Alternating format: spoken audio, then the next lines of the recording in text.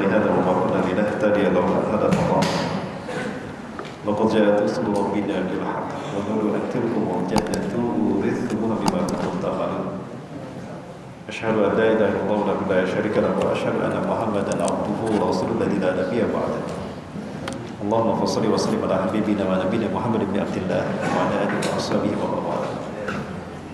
قال الله تعالى في كتابه الكريم وبقوله يهتدي المهتدون أعوذ بالله السميع العليم من الشيطان الرجيم من همزه ونفخه ونفخه يا أيها الذين آمنوا اتقوا الله حق تقاته ولا تموتن إلا وأنتم مسلمون أو كما قال تعالى في آية أخرى وتزودوا فإن خير الزاد التقوى واتقون يا أولي الألباب. وقال تعالى في آية أخرى والذي أرسل رسوله بالهدى ودين الحق ليظهره على دين كله ولو كره الكافرون وكما قال في آية أخرى ولو كره المشركون الآية. وقال رسول الله صلى الله عليه وسلم وهو صادق الوعد الأمين لا تزال طائفة من أمتي ظاهرين على الحق لا يضرهم من خذلهم ولا من خالفهم حتى تقوم الساعة. أو كما قال تعالى يعتقب على رسول الله صلى الله عليه وسلم في حديث الأخرى حتى نزل عيسى بن مريم الحديث أو كما قال صدق الله العظيم وصدق رسول الكريم ونحن على ذلك من الشاهدين. إلى حضرة الكرام رئيس لقيمنا هذا المسجد الفطرة في قرية بندا أعشى حفظكم الله وإلى أستاذنا الكرام الأستاذ سول عرفة حفظكم الله من الأساتذة والأساتذة المستقيمين والمستقيمات لإنشار هذا الدين هو هذا المسجد الفطرة والعلماء والزعماء وللمسلمين والمسلمات الحاضرين والحاضرات أحييكم بتحية الإسلام السلام عليكم ورحمة الله وبركاته. وعليكم السلام. Satu kehormatan dan kemuliaan yang saya terima pagi hari ini Allah takdirkan bisa sampai ke kota Banda Aceh. Ini mimpi yang belum pernah saya bayangkan sebelumnya menjadi kenyataan. Amin. Ini saat pertama kali saya hadir di Banda Aceh seumur hidup saya. Ya, maka saya bersyukur kepada Allah dengan sebaik-baik syukur padanya Allah takdirkan pagi hari ini saya bisa berkumpul dengan hamba-hamba Allah yang terbaik, hamba-hamba Allah pilihan yang insya Allah akan menjadi pelaku-pelaku kebangkitan Islam. Amin. Kenapa saya yakini demikian? Karena pelaku kebangkitan Islam adalah mereka yang selalu hadir di salat subuh berjamaah. Setiap momen Allah menzahirkan kalimatnya di muka bumi ini selalu memanfaatkan momen fajar. Ya, bangsa ini merdeka dengan serangan fajar, betul? Serangan pagi hari. Artinya mereka yang hadir di waktu subuh itulah terbaik. Sehingga tidak salah kalau Abdullah bin Umar mengatakan jika ingin melihat kemakmuran dan kehebatan satu bangsa, lihat masjidnya di waktu subuh. Nah, itulah mereka para pelaku kebangkitan Islam. Mereka lah orang-orang yang Allah. Maka sekali lagi kita bersyukur pada Allah Subhanahu wa taala subuh ini kita bisa sholat berjamaah. Ini merupakan salah satu langkah awal untuk kita meraih titik tolak kebangkitan Islam. Ya. Sejak subuh saja Allah sudah mengajarkan filosofi kemenangan bagi kita sebagai umat Islam. Kemenangan atas diri kita, atas hawa nafsu kita, bahkan kemenangan atas syaitan. Rasulullah SAW mengatakan dalam salah satu hadisnya, apabila anak cucu Adam tertidur, Allah mengikatnya dengan 3 ikatan syaitan. Ya. Maksud saya, setan mengikat tubuh kita dengan 3 ikatan syaitan. Ketika kita tidur, maka tidur kita terasa hangat, terasa nyenyak. Ikatan setan pertama mengikat tubuh kita sehingga terasa nyenyak, hangat tidur kita semalaman. Ya. Yang kedua mengikat telinga kita sehingga susah untuk mendengarkan azan. Yang ketiga mengikat mata kita sehingga susah untuk kita terbuka mata kita, terpejam dengan gelap. Maka ketika seorang hamba bangun dari tidurnya lalu dia mengucapkan doa alhamdulillahilladzi ahyana ba'da ma amatana bil nusyur, maka halat urwatun min uqadi syaitan. Ada lepas ikatan setan yang pertama. Lalu kemudian dia turun, dia membersihkan dirinya dengan taharah sesuai dengan sunnah. Setelah dia berwudu, bertaharah, lalu dia berdoa kepada Allah, Asyhadu an la ilaha illallah wa asyhadu anna Muhammadar Rasulullah maj'alin minat tawabin wa maj'alin minal mutatahhirin. Halat uratu tsaniyah. Lepas ikatan syaitan yang kedua. Lalu kemudian dia sholat 2 rakaat. Setelah itu dia pun berdoa kembali kepada Allah Subhanahu wa taala. Salat iftitah misalnya atau salat tahajud. Maka lepas semua ikatan syaitan yang mengikat tubuhnya. Fatabarakallahu alaihi bisari ayyami. Maka keberkahan dari Allah akan meliputi dia di hari-hari dia sampai tidur lagi. Nah, ini filosofi kemenangan di awal kita bangun, di awal kita mengawali hari kita. Jadi tidak ada kamus kata kalah di dalam peradaban seorang muslim, betul? Baik, salawat dan salam semoga tercurah pada uswah dan kedua kita Rasulullah Muhammad sallallahu alaihi wasallam. Nabi dan Rasul yang diutus ke tengah-tengah kita membawa sederet banyak keutamaan. Maka banggalah kita menjadi umat beliau. Betapa tidak amal ibadah kita dilipatkan akan 10 kali lipat. Betapapun amal ibadah kita sama dengan umat Nabi yang lain, tapi pahalanya 10 kali lipat. Dha'ifa ajru amali ummati ila asyrati di'afin. Dilipat gandakannya pahala amal ibadah umatku 10 kali lipat. Ya, hatta dalam membaca Quran sekalipun pahalanya 10 kali lipat. Per huruf bukan per kata. Ya, per huruf luar biasa. Salat kita walaupun cuma 5 kali sehari semalam dicatatnya 50 kali. Ya. Allah Azza wa Jalla mengatakan begini dalam peristiwa Isra dan Mi'raj di bulan Rajab. Ya. Ketika Allah wajibkan salat langsung tanpa perantaraan malaikat Jibril, Allah Azza wa Jalla berfirman kepada Rasulullah SAW, "Ya Muhammad, inni idza qadaitu syai'an fil lawhil mahfuz la ughayyiru abadan." Wahai Muhammad, jika aku sudah menetapkan satu urusan di Lauhul Mahfuz, aku tidak akan pernah merubah selamanya. Fa innalaka fil khamsati khamsin. Sesungguhnya bagi kalian, bagi kamu wahai Muhammad, bagi umatmu, walaupun cuma 5 kali sehari semalam, 50 kali aku catat di Lauhul Mahfuz. Urusan kita sudah 10 kali dicatat, walaupun baru sholat subuh. Alhamdulillah. Kemudian juga membuat kita bangga menjadi umat Rasulullah SAW, bahwa nanti di akhirat umat Rasulullah tidak disiksa, tidak diazab di neraka. Alhamdulillah. Senang tidak Pak Bu di akhirat tidak disiksa? Yang jawab sedikit ini. Berarti cuma sedikit yang senang nanti. Bapak Ibu mau masuk surga? Masih ada sedikit yang jawab. Yang berminat masuk surga cuma sedikit ini. Bu mau masuk surga Bu? Banyak sekali jawab. Rasulullah SAW mengatakan bahwa kita tidak akan disiksa di akhirat. Ummati hadhihi ummatun marhamatun. Umatku ini adalah umat yang Allah rahmati. Laisa laha iqabun fil akhirah. Tidak akan ada siksa bagi umatku di akhirat. Lakinna iqabuha ujirat fid dunya, tapi siksaannya Allah segerakan di dunia. Fa kaifa yakunu dzalika ya Rasulullah? Bagaimana siksaan disegerakan untuk kami di dunia sehingga di akhirat kami tidak disiksa? Dengan 3 cara. Bil fitani wa bizalazil wa bil qatli. Dengan fitnah, huru-hara, dahsyatnya, panasnya geopolitik yang kita rasakan hari ini, itu ujian bagi kita. Hari ini kita merasakan panas sekali geopolitik ya. Betul Bapak Ibu? Nah ini fitnah, ujian, sampai membuat para ulama kita di penjara, orang-orang yang saleh ditangkap, penjara penuh dengan orang-orang yang baik, penjara penuh dengan orang-orang yang saleh. Nah, ini ujian bagi kita, ini fitnah. Ya, karena memang ini merupakan pertanda kita dekat dengan hari kiamat. Rasulullah SAW menegaskan, "Ala inna min asyrati sa'ah." Ingatlah dari tanda kiamat telah dekat kepada kalian. Antufal asrar wa tudul akhyar.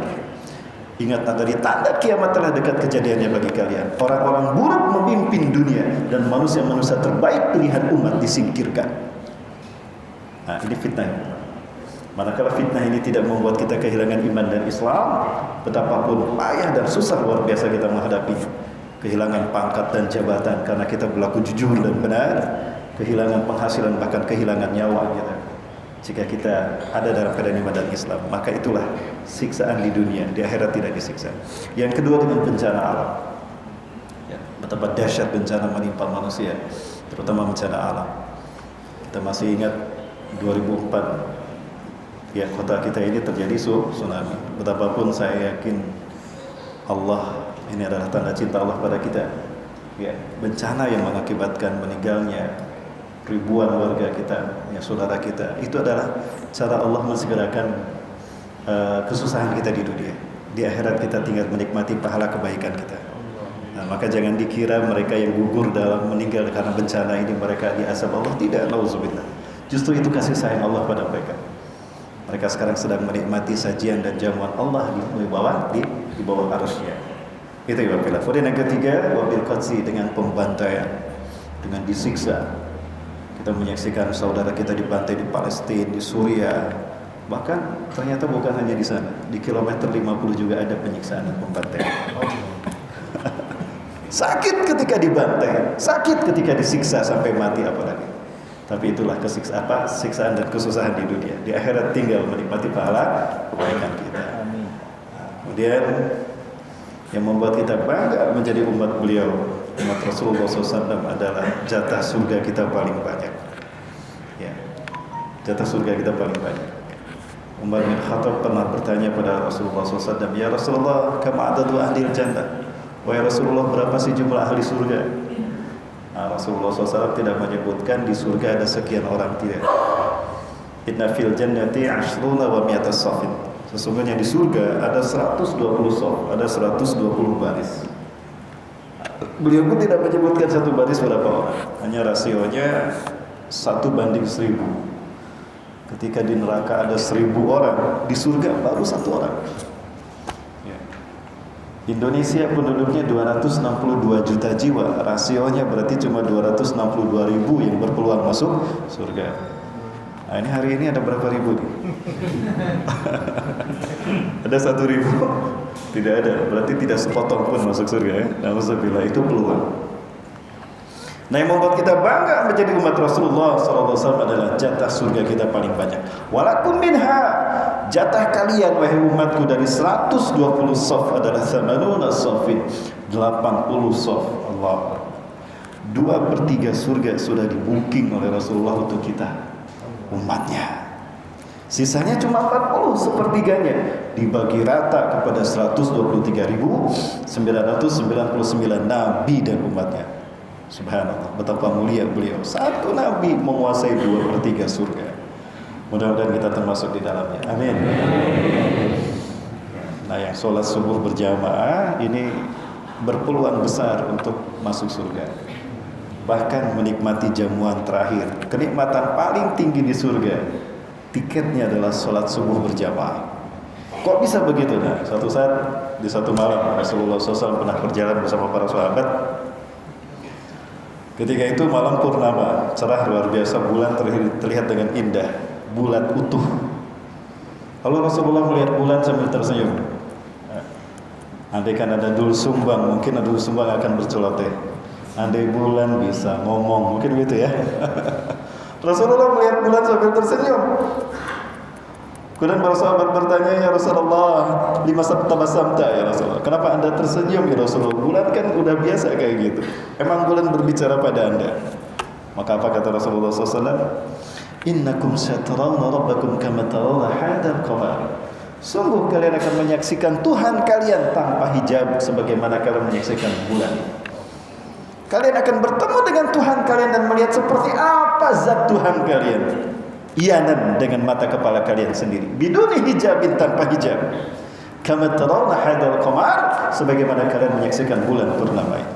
La tudammuna fi ra'yatihi. Kalian tidak akan merasa lelah, justru merasa nikmat menyaksikan zat Allah. Wa man yurid an yanzura rabbahu biduni hijab falyahfiz hadhihi shalah. Berapa siapa yang ingin bertemu dengan Allah tanpa hijab, maka jagalah salat subuh berjamaah.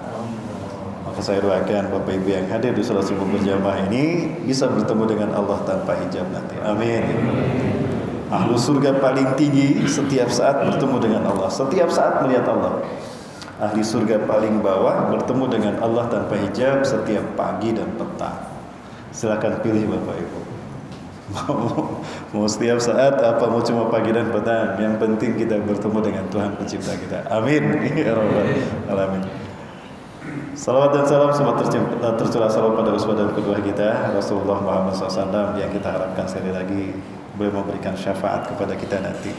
Allah pertemukan kita dengan beliau. Yang saya hormati dan saya muliakan karena Allah, Ketua Ta'mid Masjid Al-Fitrah, hafizakumullah.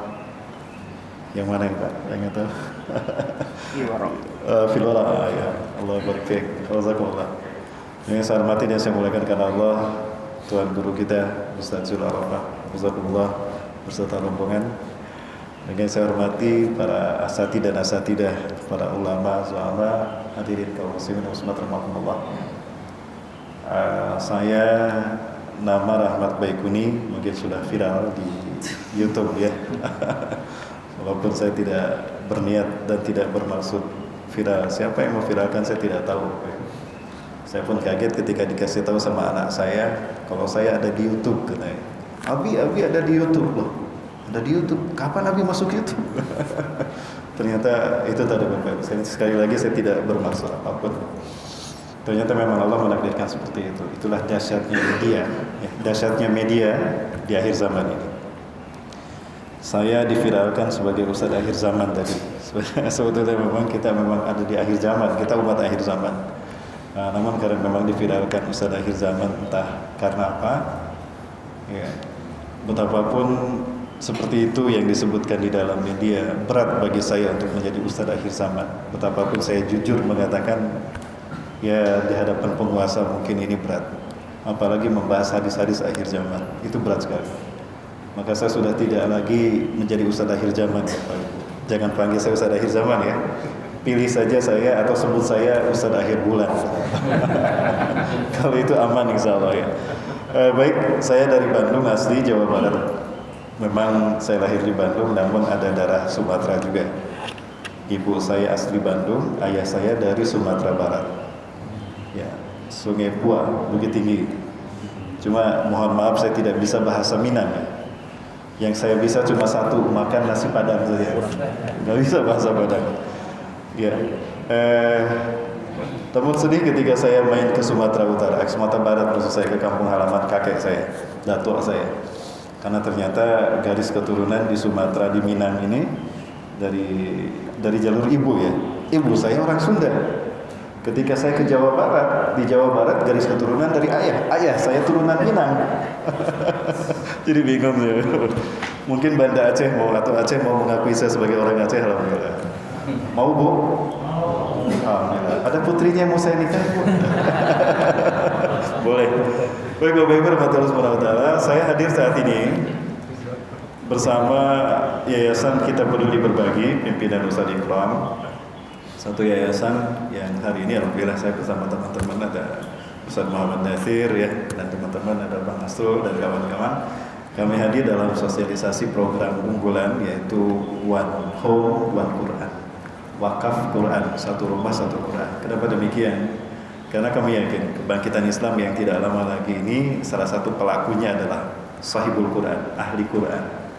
Ya, betulkah demikian? Nah, nanti kita bahas ya di akhir. Cuma jamnya udah 6:30 ini. Gimana? Saya Rafi Masila, Islamir Ustaz. Islamir. Bapak Ibu sampai jam berapa ini? Sampai jam 9. Nah, saya tagih sampai jam 9 ya. Gak boleh ada yang keluar. Biasanya kalau kajian ini suka ada yang muntaber. Tahu muntaber? Mundur tanpa berita. Tahu-tahu hilang aja. Baik. Sekali lagi kami datang bersama Yayasan Kita Peduli Berbagi yang saat ini program unggulannya adalah program wakaf Quran. Kenapa harus wakaf Quran? Di akhir nanti kita bahas insyaallah. Ya. Bapak Ibu rahmatullahi wabarakatuh, tadi sudah disampaikan oleh Al-Mukarram Ustaz Zul ya, kalau kebangkitan Islam ini tidak lama lagi. Betul Bapak Ibu. Saya merasakan angin kebangkitan Islam ini nampaknya telah dekat. Gambaran ciri-ciri Islam akan dekat dengan kebangkitannya adalah makin ditekannya umat Islam di seluruh dunia, makin dizoliminya umat Islam di seluruh dunia. Karena makin dizolimi Islam justru makin kuat, betul? Makin difitnah Islam justru makin jelas terang benderang kebenarannya. Itu maksudnya. Kemudian juga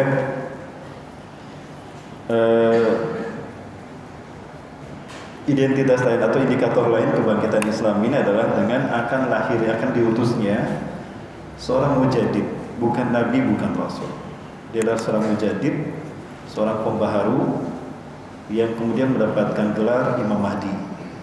Nah, ciri Imam Mahdi ini akan diutus sebagai mujadid, bukan nabi sekali lagi, tapi pembaharu atau mujadid, yaitu apabila umat Islam terhalang melaksanakan umrah dan haji. Dulu pertama kali saya membaca hadis ini, tidak faham apa yang membuat umat Islam nanti di akhir zaman terhalang melaksanakan ibadah haji dan umrah. Bukankah di akhir zaman umat Islam itu mayoritas? Betul? Mayoritas. Tapi kenapa orang sedikit nanti yang beribadah haji dan umrah? Baru kali ini saya paham. Apa yang membuat orang terhalang ibadah haji dan umrah? Pandemi COVID-19. Betul? Pandemi COVID-19. Nah, ini merupakan isyarat kedekatan kita dengan kemunculan sosok pembaharu. Atau ciri lain yang lebih dekat lagi adalah fitnah yang melanda negeri Bani Abbas atau Hijaz. Hijaz ini adalah Saudi Arabia. Rasulullah SAW menyampaikan bahwa yaqtatilu salasatun 'inda kanzikum, akan berperang 3 anak laki-laki di sisi perbendaharaan kalian. Sisi perbendaharaan kita maksudnya Ka'bah. Jadi akan ada 3 anak laki-laki yang berperang di sekitar Ka'bah. Kulluhum ibnu khalifatin, 3-tiganya anak raja.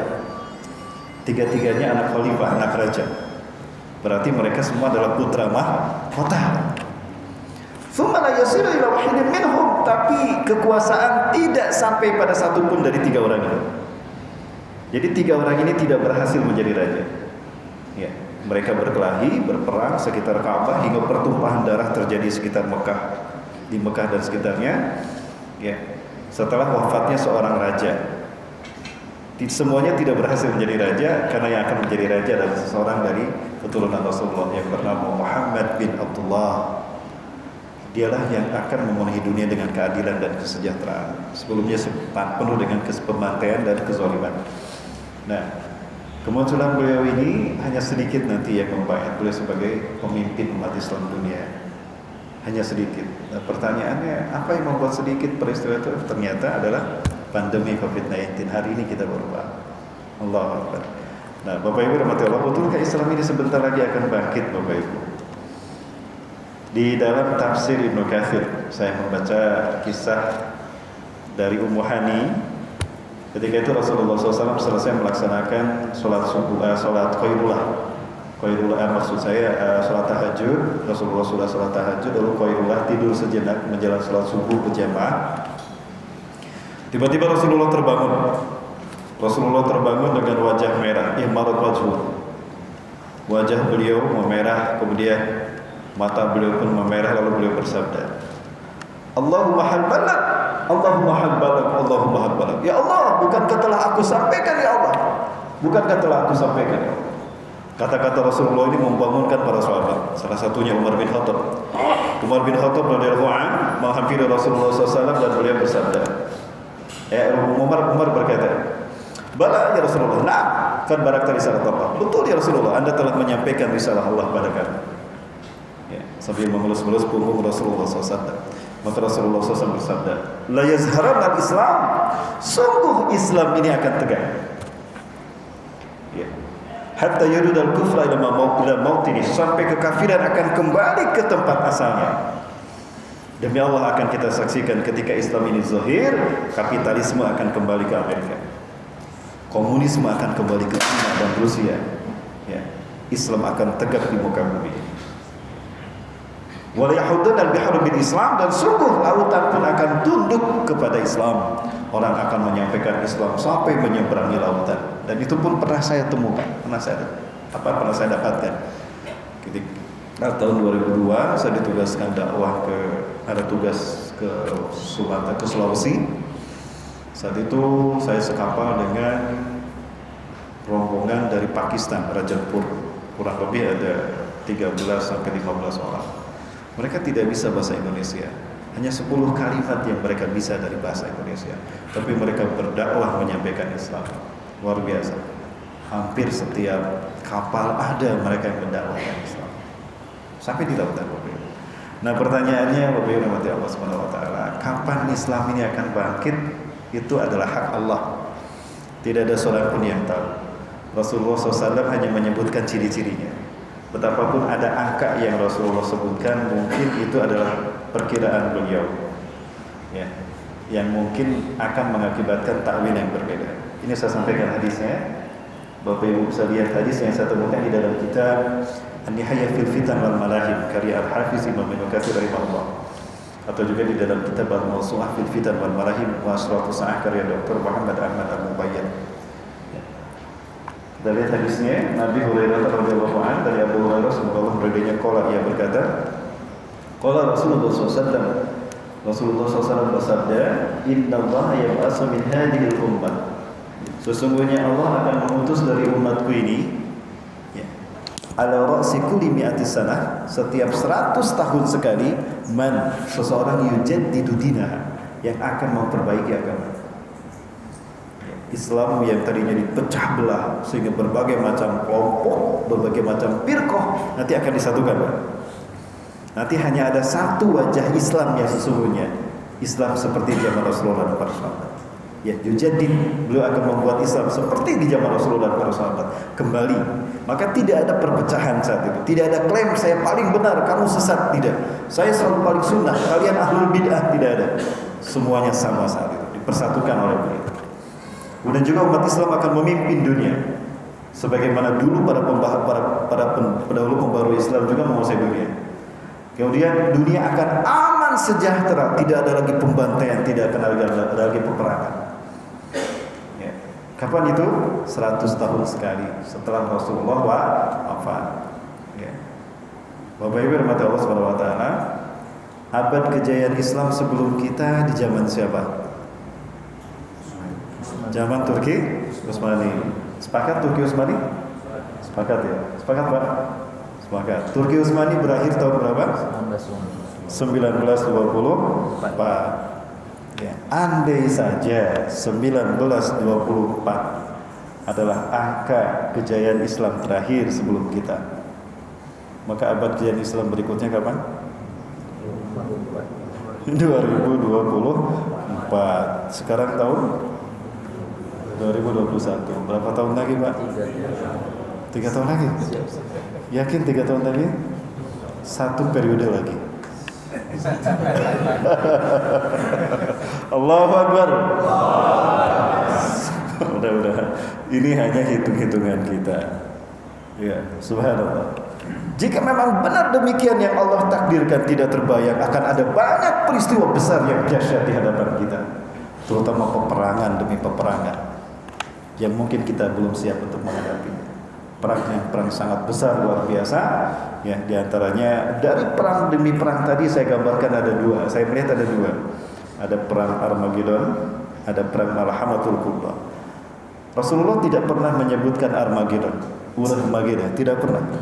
Hanya Rasulullah SAW pernah menyebutkan Al-Ahzab, persekutuan, koalisi multinasional. Mungkin itu gambaran sekarang. Dan itulah perang di mana nuklir tetap akan digunakan. Itu terakhir kali digunakan nuklir dan teknologi. Setelah itu teknologi akan hilang, maka perang berikutnya adalah perang manual. Manusia hanya menggunakan pedang, kuda, tombak, panah dan sebagainya. Tidak ada teknologi. Di saat itulah Dajjal akan muncul. Allahu Akbar. Sudah siap kemunculan Dajjal nanti? Siap tidak siap, itu adalah fitnah yang terbesar yang akan dihadapi oleh manusia yang menjelang kebangkitan Islam nanti. Ya, tidak dapat saya bayangkan Bapak Ibu bagaimana kondisi kita saat itu nanti. Ya, nah alhamdulillah terkait dengan peperangan tadi, Islam ini akan bangkit. Ya, Rasulullah SAW menyebutkan tadi. Apalagi dihitung tadi angkanya, dekat sekali. 3 tahun lagi Bapak Ibu ya. Sudah siap 3 tahun lagi menyambut kebangkitan Islam? Siap tidak siap harus kita persiapkan. Nah, ada satu hal yang membuat saya bangga menjadi orang Indonesia. Betapapun dulu sempat kecewa, sempat sedih karena memang bangsa ini kehilangan muruahnya sebagai bangsa yang mulia. Kenapa demikian? Karena mereka yang membuat bangsa ini merdeka tidak begitu dihormati. Bangsa ini sempat melupakan jasa mereka yang telah membuat bangsa ini terbebas dari kolonialisme dan imperialisme. Siapa itu? Para ulama. Para ulama, banyak sekali ulama yang berperan. Hal ini yang pernah dikemukakan oleh seorang pakar sejarah. Beliau bernama Kiai Haji Dr. Profesor Dr. Ahmad Mansur Suryanegara. Beliau tinggal di Bandung. Dan beliau sempat menyampaikan ini dalam kajian bersama kami ketika kita adakan seminar waktu itu. Dan saat itu beliau menyampaikan sambil beliau menangis ya, tentang bangsa ini, ya, tentang para ulama yang saat ini terzolimi, Bapak Ibu. Ya, nasihat yang membuat kami pun ikut menangis juga. Nah, di antara apa yang beliau sampaikan, ya ini saya coba perlihatkan Bapak Ibu sekalian. Ada sebentar, ada speaker aktif nih.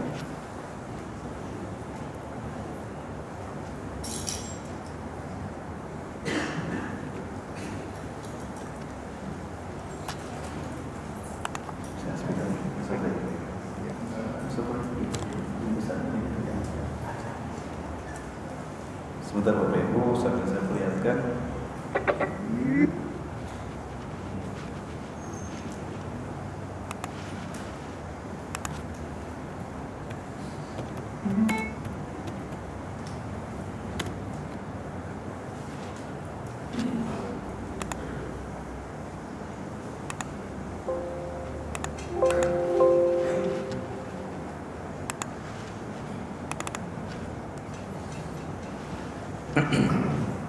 Sangat tidak benar kalau dikatakan ulama tidak tahu NKRI. Sangat tidak.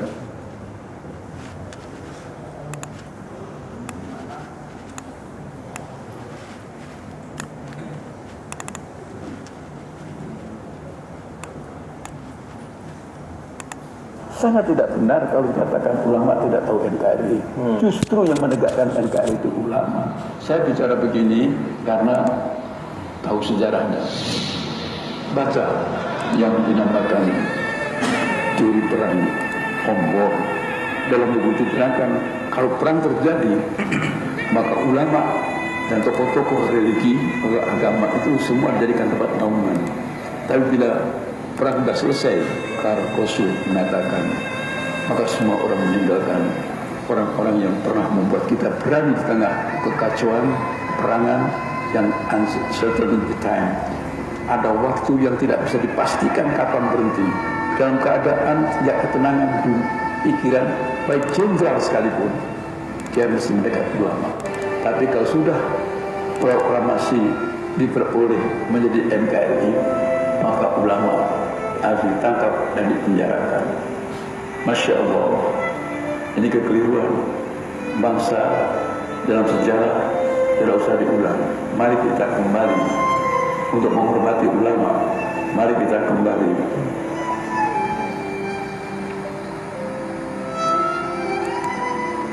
membela ulama.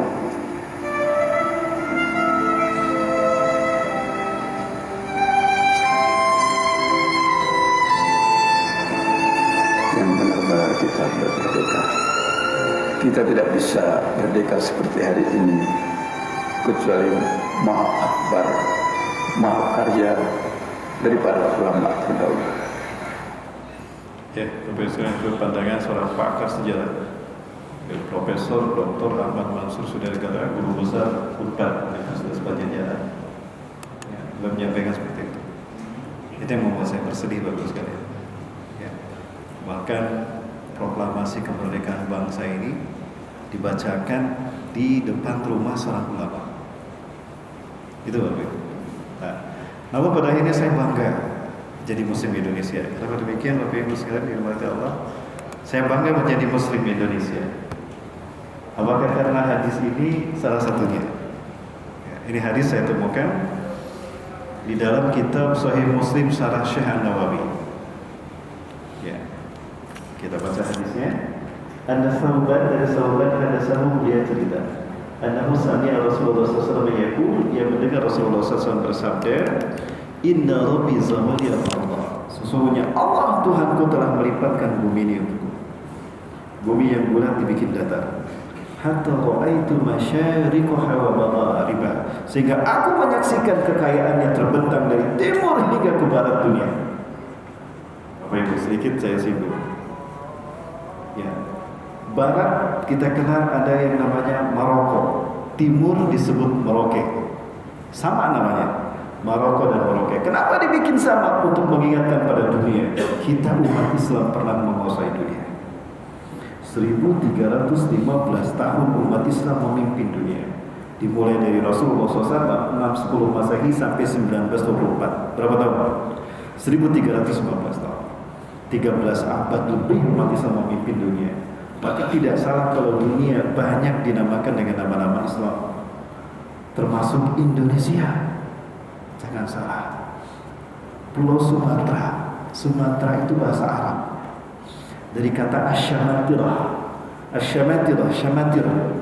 Syamatira itu artinya mahkota, taj, mahkota. Ibnu Battuta seorang muslim, dia melakukan eksplorasi pengembaraan ke Nusantara. Beliaulah yang mengeksplorasi pulau ini pertama kali, sehingga pulau ini dinamakan Sumatera, dari asyamatira, mahkota. Dan saya lihat memang Sumatera ini nampaknya yang paling menjanjikan untuk kebangkitan Islam di Indonesia. Kenapa demikian? Saya sudah survei setiap provinsi mulai dari bawah Palembang dan alhamdulillah sekarang Aceh. Maka saya yakin betul kalau Sumatera ini nanti akan Allah pilih untuk menjadi tempat di mana umat Islam akan merebut kembali kemerdekaannya nanti di akhir zaman ini. Amin. Kemudian Jawa. Jawa itu ada di dalam bahasa Arab, ada kata al-jawu, tempat yang tinggi karena terdiri di pegunungan dan dingin. Ya, panjang, al-jawu. Dibagi tiga, ada Jawa Gorbia, Jawa Wusta, Jawa Syarqiyah, Jawa Barat, Jawa Tengah, Jawa Timur. Ada istilah al-barundau. Ya, tempat yang daratan namun penuh dengan rawa-rawa. Kita mengenal ada Borneo. Borneo ini kan istilah bagi Kalimantan ya. Makassar itu bahasa Arab, artinya tempat yang terpecah. Makassar. Maluku dulu namanya Jaziratul Muluk. Para raja-raja Islam yang berdakwah mereka beristirahatnya di Maluku. Karena mereka raja-raja Islam, maka tempat itu dinamakan Jaziratul Muluk, negerinya para raja. Sehingga kita menyaksikan ada banyak kerajaan Islam sana. Ada Tidore, ada Ternate. Datang Portugis, dijajah Indonesia, diganti namanya menjadi Maluku. Betul? Nah, Papua Nugini dulu namanya Biladun Nurul Islami. Biladun Nurul Islam. Datang Portugis, dijajah Indonesia ini, diganti namanya menjadi Papua Nugini. Pada dulu banyak ulama-ulama yang lahir di sana. Silakan tanyakan Pak Ustaz Fadlan dalam hal. Nah, luar biasa Indonesia. Ya. Bahkan Islam datang ke Indonesia ini subhanallah melalui orang-orang yang mulia. Selama ini kita tahu Islam datang ke Indonesia abad berapa? Abad 11. Ya, di Aceh ada Samudra Pasai ya. Saya melihat ternyata kemungkinan besar Islam sampai ke Indonesia di zaman Nabi Musa alaihissalam. Di zaman Nabi Musa. Di zaman Fir'aun, Indonesia sudah mengenal Islam. Betul kata demikian? Ya, termasuk ini yang tahu. Fir'aun, Ramses yang ditenggelamkan Allah di zaman Nabi Musa itu orang cerdas. Dia profesor, dia dokter juga. Dialah orang yang satu-satunya ahli dalam memumikan manusia. Ya, kalau kita masuk ke Museum Mesir, Museum Fir'aun di Kairo, itu ada 12 jenazah. 11 itu dibumikan oleh orang yang terakhir, Ramses. Dia tidak dibumikan, Allah yang mengabadikannya. Allah yang mengabadikannya. Nah, di antara bahan yang dia gunakan untuk memumikan manusia itu bernama kapur barus. Kamper. Istilah lainnya kapur barus. Kapur yang berasal dari barus. Barus di mana? Sumatera, Tapanuli. Jadi di Sumatera ini dari Aceh sampai ke Palembang itu banyak keturunan Rasulullah SAW di sana. Jangan salah Bapak. Ya. Pertama tadi di zaman Firaun. Ya, ketika Firaun tenggelam, maka kepemimpinan Mesir dipegang oleh keponakannya yang beriman, yang menerima dakwah Nabi Musa, beriman kepada Allah Subhanahu wa taala, bahkan Allah mengutusnya menjadi nabi dan rasulullah. Dialah sosok yang bernama Zulkarnain. Ya, orang Inggris menyebutnya Alexander, orang Aceh menyebutnya Iskandar. Mudah. Ya, itu Bapak sekalian. Nah, beliaulah yang kemudian berubah Mesir dari paganisme menjadi muslim, bertauhid. Karena banyak parti Fir'aun yang kafir, ahli sihir, mereka tidak setuju, diserang beliau.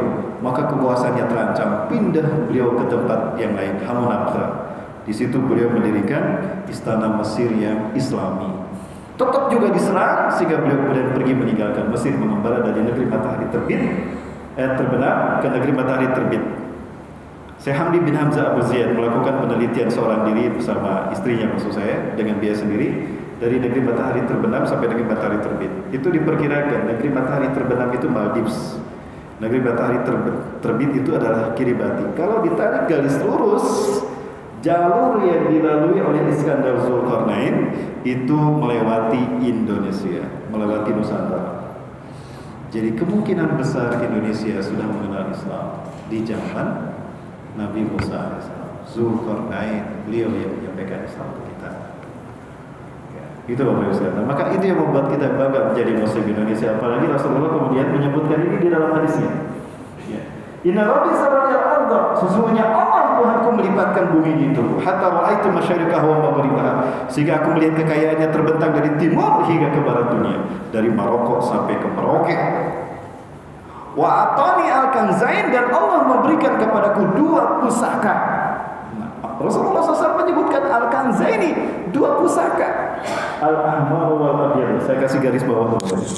Al-ahmar wal abyad, pusaka merah dan pusaka putih. Pusaka merah dan pusaka putih. Merah putih, pusaka merah putih.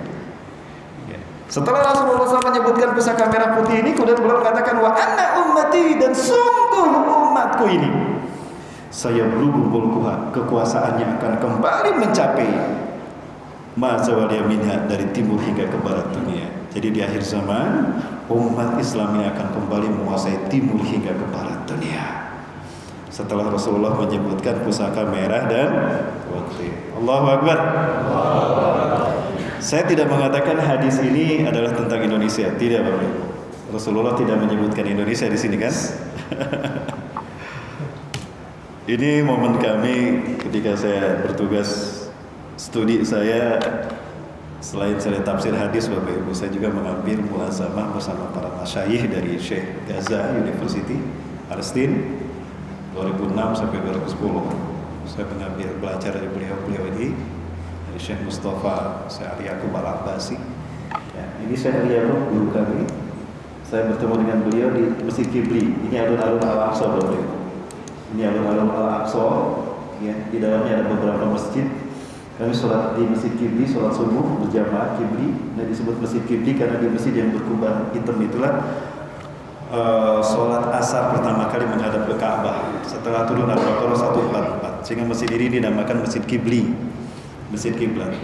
Saya sholat berjamaah bersama beliau di sana. Ternyata sepatu saya bersama sepatu beliau berdampingan. Begitu beliau ngambil sepatu, ketemu dengan saya. Alhamdulillah beliau masih ingat. 2012 Bandung mendapatkan kehormatan untuk menyelenggarakan seminar internasional pembebasan Palestina dan merebut kembali Al-Aqsa. 12 negara hadir pada saat itu, termasuk Inggris dan Amerika. Muslimnya hadir pada saat itu, dari Henan, Cina juga hadir. Ada 12 orang. Nah, Bapak Ibu rahmati Allah, saat itu saya bertanya kepada beliau, pandangan beliau tentang hadis ini. Ahunaka mu'alaqah baina hadal hadis bi biladina. Law sama yasih. Ma ra'yukum? Bagaimana pendapat Anda? Apakah ada keterkaitan antara hadis ini dengan kami Indonesia? Mengingat bendera kami merah putih. Li'anna liwa'ana al-ahmar wal abyad. Bendera kami merah putih. Apa kata beliau? Jawaban beliau sama dengan jawaban Dr. Yusuf Abu Sunaidan. Beliau adalah imam salat asar berjamaah bersama kami. Kami diundang untuk hadir di pesantren beliau, dan terakhir Dr. Abu Bakar Al-Wawidah. Syekh yang beliau sebetulnya kehilangan penglihatannya karena banyak disiksa oleh Israel ketika di penjara. Semua mereka mengatakan hal yang sama terkait dengan hadis merah putih ini. Bahkan beliau yang terakhir ini mengatakan, ala kulli biladin adadina yang benar Islam adinahum, dari semua negara yang menerima Islam sebagai agamanya. Antum ya Indonesia lam yakhtarakumullah li zarihad din fi akhir zaman. Kalian Indonesia yang belum Allah pilih memimpin kebangkitan Islam. Allahu Akbar. Ini yang membuat kami bangga menjadi Muslim Indonesia, Bapak Ibu. Ya. Nah, kami pun sudah ngobrol bertemu dengan beberapa ulama dari Asia Tenggara. Mereka sepakat menyerahkan kepemimpinan kepada Indonesia. Malaysia, Brunei, Patani, Moro, Bapak Ibu. Bahkan putra-putrinya mereka kirimkan ke Indonesia untuk belajar Islam di Indonesia. Mereka percaya dengan ulama-ulama Indonesia. Ya, kita tauji, kita tarbiyah mereka dengan Quran hadis. Setelah mereka pintar bahasa Arab, kita kirim ke Timur Tengah untuk kembali menjadi pelaku kebangkitan Islam. Nah, ini yang membuat kami bangga menjadi Muslim Indonesia. Itu Bapak Ibu terkait dengan kebangkitan Islam. Bahkan ketika kami berada di Al-Quds, Bapak Ibu, ini ada sebuah berita. Waktunya masih ada? Masih Bapak Ibu. Tetap bertahan ya. Ini ziarah kami tahun 2017 ke Palestina bersama rombongan umrah ya Bapak Ibu sekalian. Ini perjalanan kami di Al-Quds.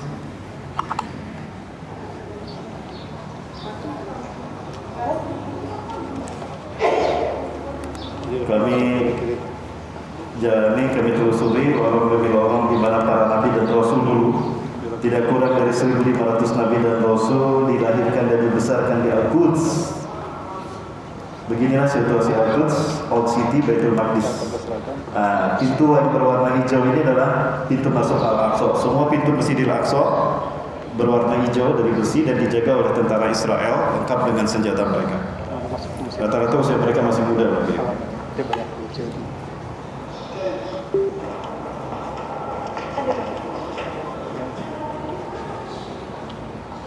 Seperti tadi saya, nah ini masuk ke area Al-Aqsa.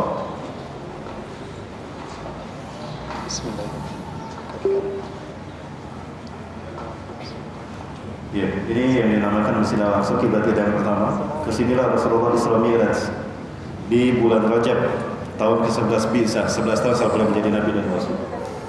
Apa kemudian Bapak Ibu sekalian yang saya dapati? Ada 5 pemuda remaja, mereka penghafal Quran. Kulluhum hafizul Quran, semuanya hafal Quran. Ya. Dan mereka bermimpi di malam yang sama. Mereka tidak bertemu sebelumnya, tapi di malam itu Allah perlihatkan mimpi yang luar biasa. Mereka mimpi bertemu Rasulullah SAW. Semuanya mimpi bertemu Rasulullah SAW. Dan Rasulullah SAW berkata yang sama kepada mereka.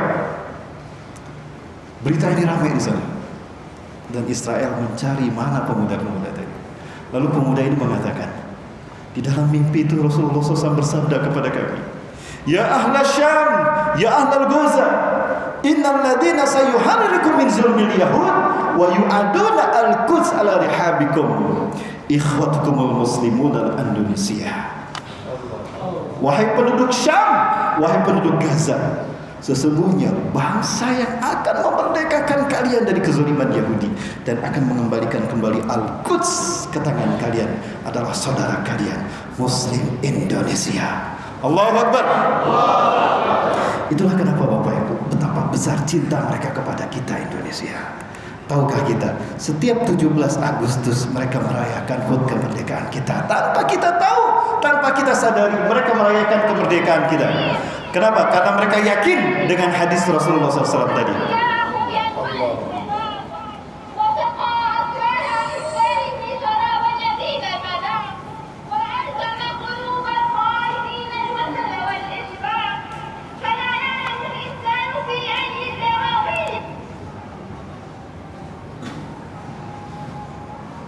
Ini prosesi pengibaran bendera kita Bapak Ibu.